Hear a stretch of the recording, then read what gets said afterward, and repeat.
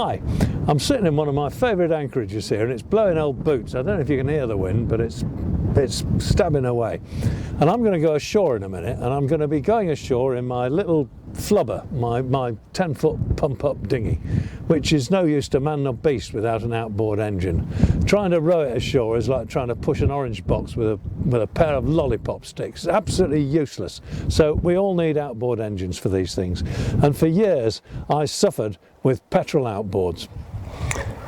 I never liked them. My wife, Roz, who is not a fool, found them difficult to start. I mean, this is a girl who's sailed the seas. She's been to North and South America. She's been to the Arctic. She's not a mug.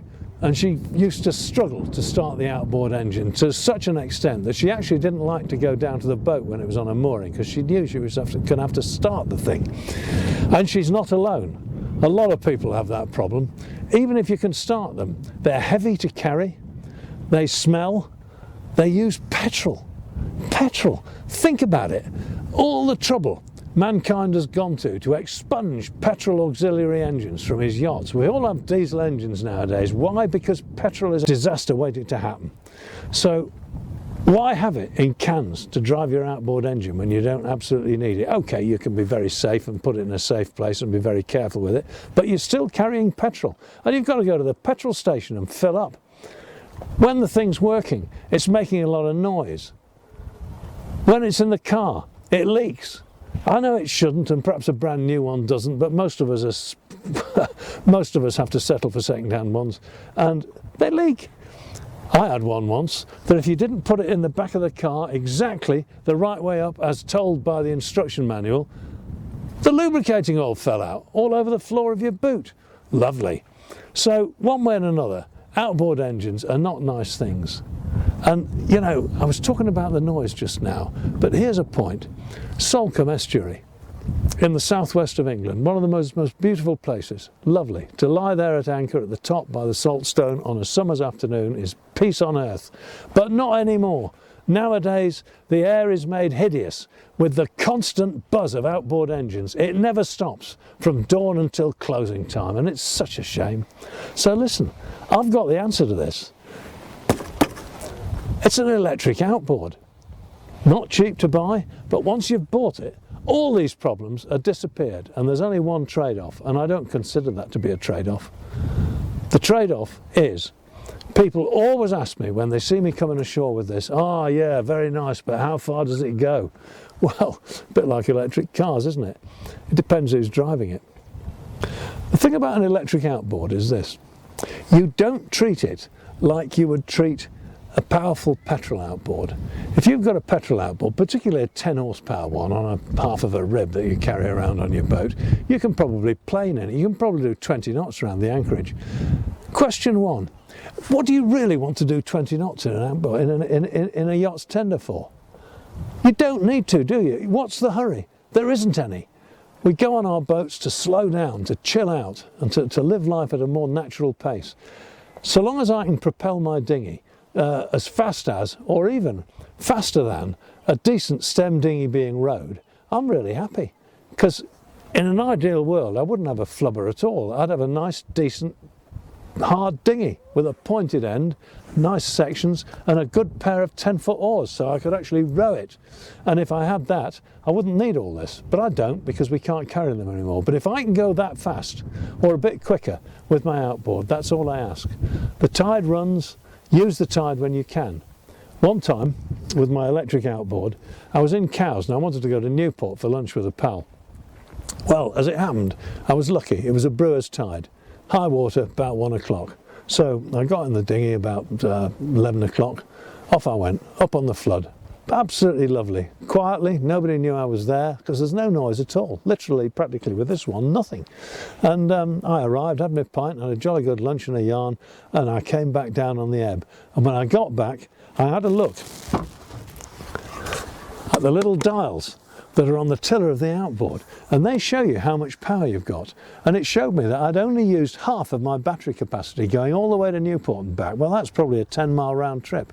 So there you are. That was achieved by going at a sensible speed. These things are absolutely wonderful. It will show me how much power is left in the outboard. It will show me, because it has a little GPS in it, it'll show me how fast I'm going, and it'll show me how far I can go or how long I can go at that speed. I mean, isn't that wonderful? It's absolutely brilliant. Really, when you think about it, the only thing you can't do is blast up at huge speed, making a load of wash and upsetting people, which you would do otherwise with a petrol outboard. That's the only thing you can't do. A petrol outboard will go absolutely forever, but you don't need to go forever in a yacht's tender. Mine, I haven't charged my battery for, I don't know, 2 weeks now, and I've been cruising, I've been in and out from the boat, going ashore. Well, I haven't used much of it at all. And charging it is dead easy. When I get back from my trip, if I want to charge it, I just put it down below and plug it into the 12-volt charging system with the old cigarette lighter socket. On my boat, I've got an inverter, so I can charge it a bit quicker by doing that. And it's no problem. I just do it on board. I never have to go to the petrol station. No big cans of fuel, no trouble at all. This is a modern electric outboard. The old ones, where you had to put a 12-volt battery into the dinghy and hook it up with crocodile clips, are long gone. It comes in little pieces, so anybody can lift it. A 10-year-old child can lift this easily out of the boot of my car, carry it down to the dinghy and assemble it. And I'll show you how we do it. Here's how it works. This is the battery. It's not heavy. Anybody can carry this around. And it just slots on here like this. On it goes. And then we have a little simple locking device. It goes in here and that holds it all together. I'll tell you what that is in a minute. So this is now ready to go, except we have to connect up the main power line, which is this chap. It's quite easy to do. There we are, that's ready. Next thing to put on is the tiller. This weighs absolutely nothing, and it's a very clever piece of kit. That slots on as well, just like that. And the little connecting wire also goes on with a screw. To make it work, we need this chap. He goes into there, and that is effectively your ignition key. You can use this as a kill cord if you want, and you can attach that to your belt. I've just got it attached to the lock at the moment. You can attach it to your belt, so if you fall over the side, your engine's going to stop, because as soon as that comes out, it stops, and it won't go without it, which is another good thing, because if you're going ashore and you want to leave that old shooting match on the dinghy, which you probably do, all you've got to do is take that with you, and nobody can make it go. So the local lads who fancy a burn around the anchorage are going to be disappointed. Okay, we turn it on with a simple on-off switch.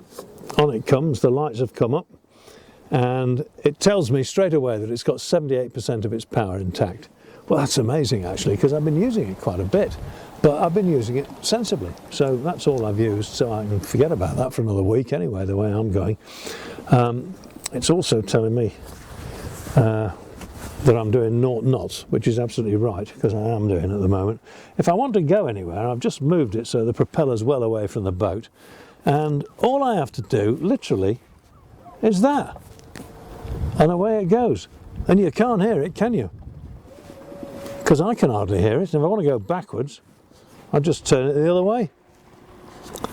And that is it. I mean, really, what's not to like? The electric outboard has got to be the future for the sensible cruising yachtsman.